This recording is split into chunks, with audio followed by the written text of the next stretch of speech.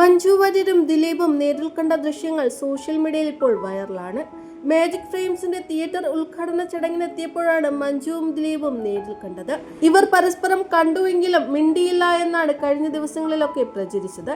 എന്നാൽ ഇപ്പോഴത്തെ മറ്റൊരു ആംഗിളിൽ നിന്നുള്ള വീഡിയോയാണ് പ്രചരിക്കുന്നത്. ഇരുവരും പരസ്പരം കൈകൊടുത്ത് നന്നായി സംസാരിക്കുകയാണ്.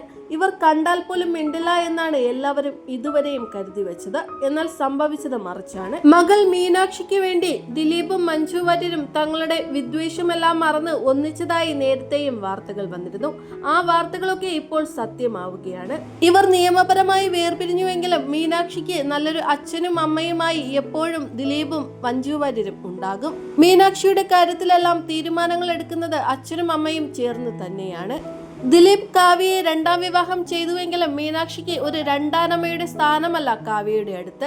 കാവ്യ മീനാക്ഷിക്ക് ഒരു കൂട്ടുകാരിയെ പോലെ, കാരണം അതിനുള്ള പ്രായം മാത്രമേ കാവ്യക്കുള്ളൂ. വർഷങ്ങൾ കഴിഞ്ഞതോടെ ദിലീപിന്റെയും മഞ്ജു വാര്യരുടെയും മനസ്സിലെ ആ വിരോധമെല്ലാം പതുക്കെ കുറഞ്ഞു തുടങ്ങി എന്ന് തന്നെ വേണം കരുതാൻ.